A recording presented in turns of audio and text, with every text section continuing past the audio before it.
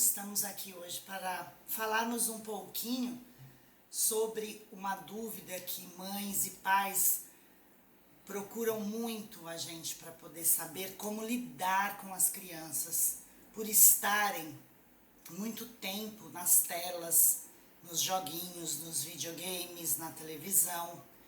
Como limitar o tempo da tela do seu filho? Qual é o tempo adequado para cada idade?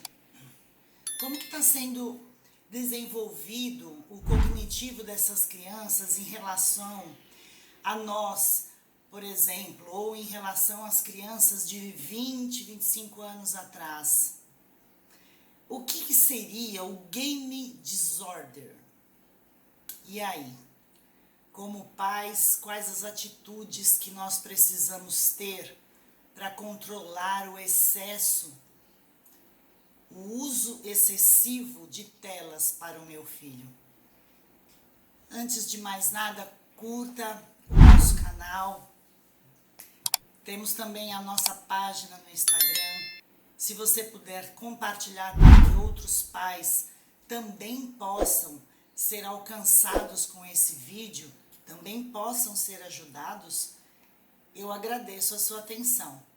Embora o tempo ilimitado com os eletrônicos possam manter o seu filho ocupado, você não quer que ele tenha muito tempo na tela, que ele passe muito tempo na tela. Então, definir os limites na TV, nos videogames para as crianças nem sempre é fácil no mundo que estamos vivendo hoje. Então, hoje nós vamos falar sobre algumas dicas que os pais podem usar para decidir quanto tempo de tela é razoável para os seus filhos. E por que nós vamos falar sobre isso? Muitas pessoas não sabem, mas a Organização Mundial de Saúde precisou incluir uma nova CID em janeiro deste ano de 2022. O que seria a CID? A CID ela é uma classificação internacional de doenças e problemas relacionados à saúde. É publicado pela Organização Mundial da Saúde. Então, esta CID, ela fornece códigos relativos à classificação de todas as doenças reconhecidas e de grande variedade de sintomas, de sinais, de aspectos anormais, de queixas, circunstâncias sociais e causas externas. E o que seria o game disorder? Lá no início dos anos 90, quando foi elaborada a primeira CID, o universo dos jogos virtuais ainda era muito pequeno, e se nós compararmos com o momento atual, quando boa parte dos adolescentes estão agora por conta dos computadores, dos tablets, dos smartphones, nós não poderíamos pensar que poderíamos, em 2022, modificar ou incluir uma nova CID na Organização Mundial da Saúde. É por exatamente esse motivo que entre as principais novidades está a inclusão do game disorder. Ou seria uma tradução como dizendo o distúrbio em jogos eletrônicos. Então, a Organização Mundial da Saúde definiu essa patologia como um padrão de comportamento persistente ou recorrente, com uma gravidade suficiente, podendo comprometer as áreas de funcionamento pessoal e social. E é aí que nós precisamos pensar como estamos lidando com os nossos pequenos em relação ao tempo que eles passam em frente às telas. Conversando com uma amiga fonoaudióloga, ela me relatou o seguinte, que a maior queixa nos consultórios e atendimentos dela é que as mães dizem assim: meu filho tem quase mais ou menos 2 anos e ainda não fala. O que eu posso fazer? Isso é um dado muito preocupante, porque antes o marco apontado pelo órgão de controle era de crianças com 24 meses, elas deveriam falar em torno de 50 palavras.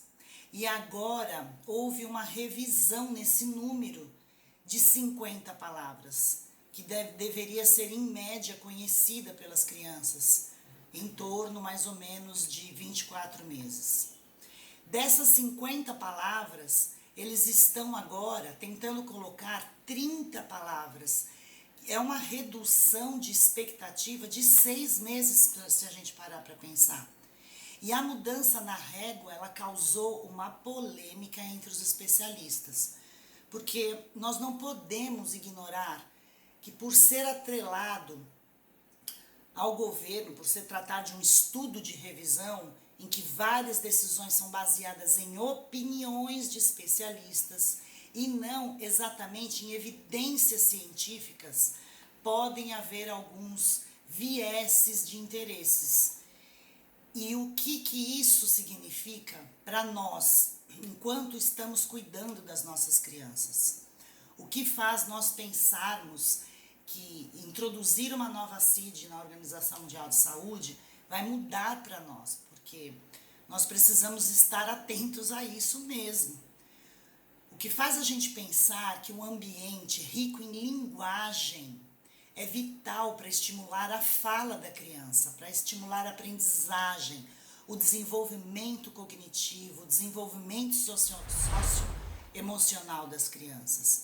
E o desenvolvimento da fala, da linguagem, dessas habilidades cognitivas, elas ocorrem nos primeiros anos. Como nós vamos estimular a fala nas nossas crianças se nós estamos oferecendo um aparelho em que não há uma troca, não há uma comunicação?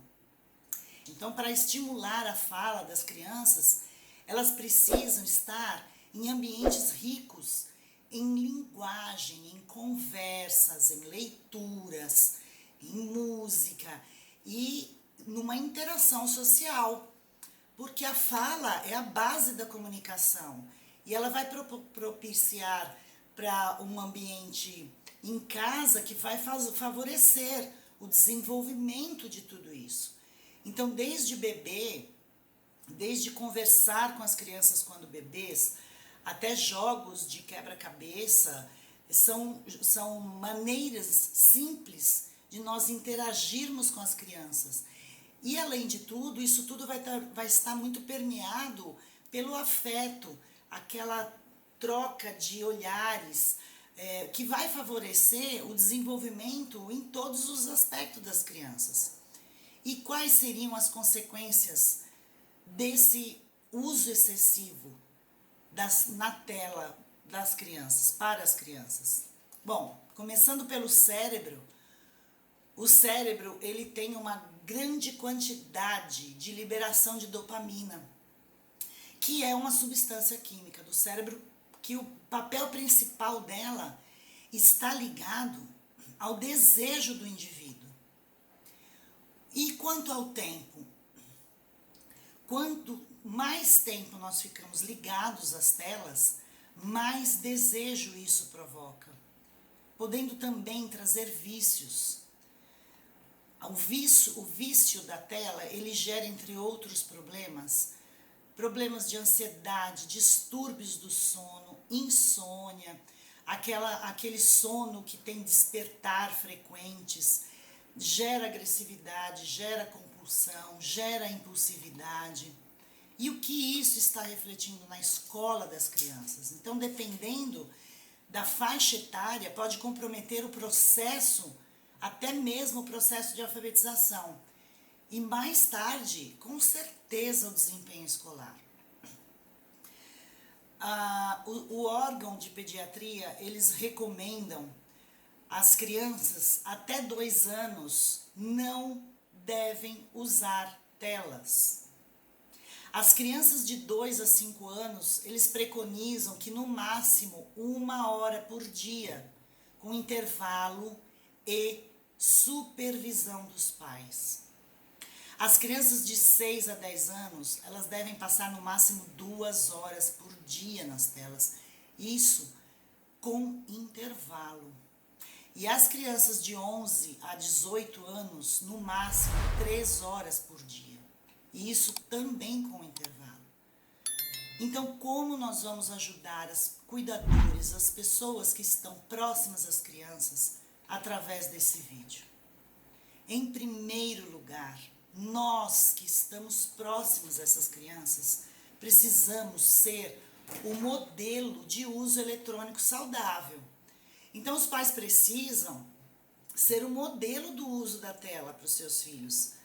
Antes de assistir às suas séries favoritas do Netflix, vamos combinar de que você está dando um exemplo para os seus filhos, com o seu próprio tempo gasto na frente de uma tela. Então, manter a TV ligada como um ruído de fundo, um barulhinho ali de fundo o tempo todo, ou quando você está com um momento livre, você deixar aquilo ali ligado sem um fundamento, pode estar modelando isso, pode estar atingindo o comportamento do seu filho relacionado à tela.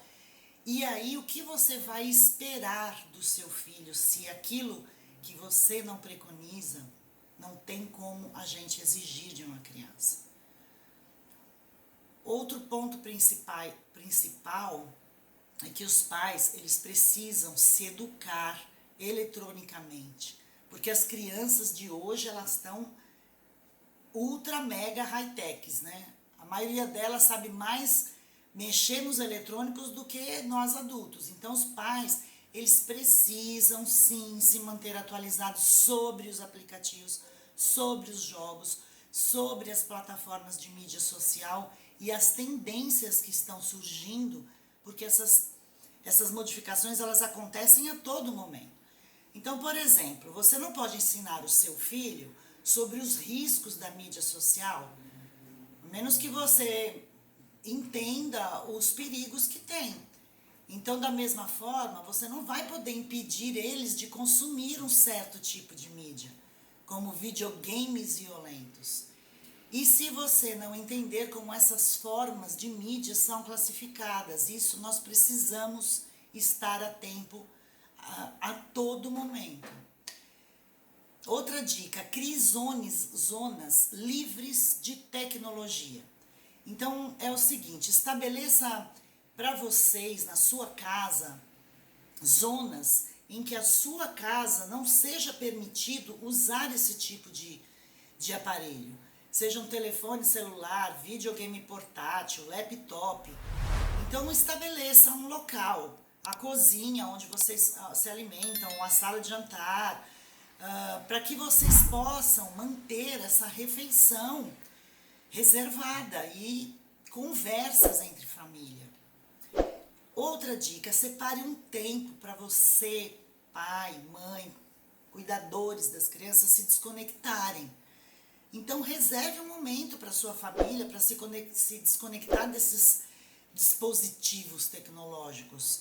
Por exemplo, muito próximo à hora de dormir, 1 hora, 2 horas antes de dormir, isso é um exemplo.